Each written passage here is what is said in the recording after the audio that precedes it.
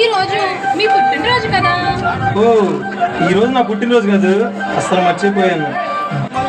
భూమి లేని రైతులకు దేవుడు మాని భూములు పంచే విషయంలో మర్చిపోయాను.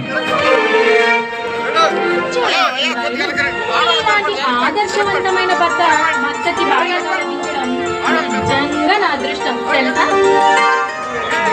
ఎన్నో ఏళ్ల నుండి స్థిరపడి ఈ ఊళ్ళో ఎదురులేని పొలిటికల్ లీడర్లుగా ఉన్న సర్పభూషణం, వాడి తమ్ముడు నాగభూషణం ఈ దేవాదాయ భూముల్లో అన్యాక్రమంగా అనుభవిస్తున్నారు. అలాంటి నీచులకు తగిన బుద్ధి చెప్పేవారే లేదా అండి?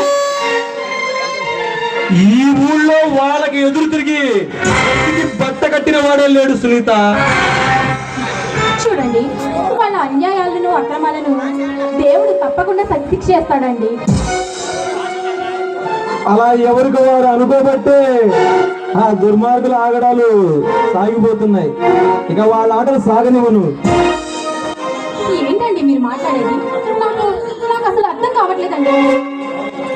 ఎవరో వస్తారని ఏదో చేస్తారని ఎదురు చూసి మోసపోతామా అన్న శ్రీశ్రీ గారి మాటలను గుర్తు చేసి ఈ రైతుల గుండెల్లో చైతన్యం తెచ్చి వాళ్ళలో తిరుగుబాటు తీసుకువస్తాను.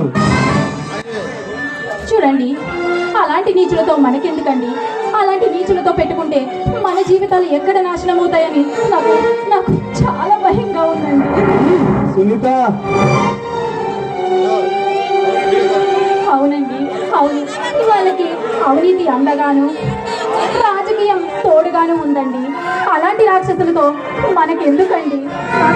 నాకు చాలా భయంగా ఉందండి, భయంగా ఉంది. మీ ఒక్కరి వల్ల అయితే మాత్రం ఏమీ కాదు కదండి, వదిలేసేయండి. ఏదైనా ఒక్కరితోనే మొదలవుతుంది.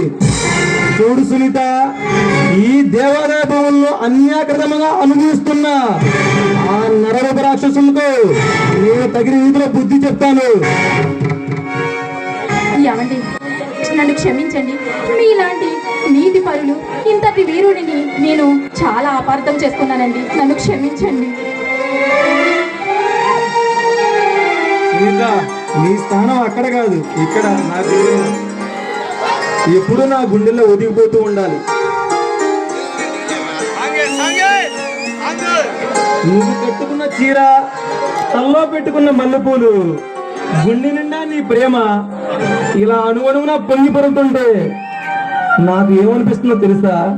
జన్మ జన్మలకి నువ్వే నా భార్యగా ఉండాలనిపిస్తుంది. అవునా?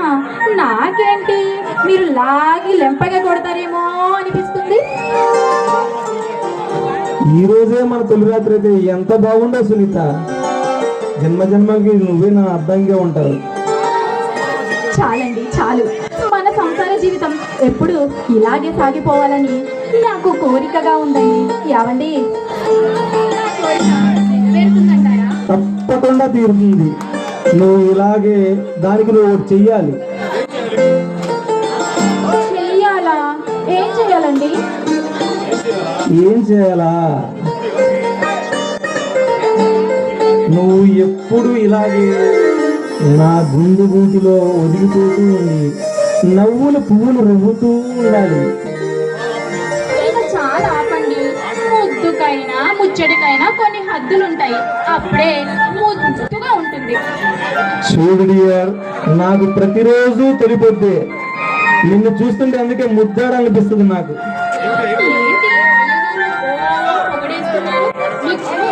ఆఫీస్కి టైం అవుతుంది, ఇక వెళ్తారా? బాపు గీసిన బొమ్మని ఎదురుగా ఉంచుకొని డ్యూటీకి వెళ్ళమంటే కాలు కదలడం లేదు డియర్.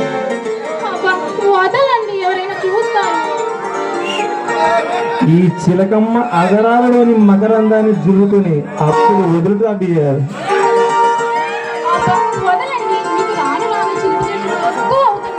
నీ వంపు సొంపులు వయ్యారాలను చూస్తుంటే నాలో చిలిపితనం ఎక్కువ అవుతుంది డియర్.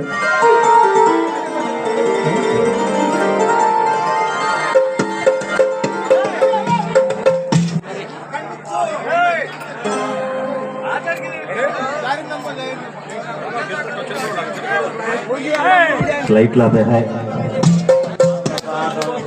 అన్నయ్య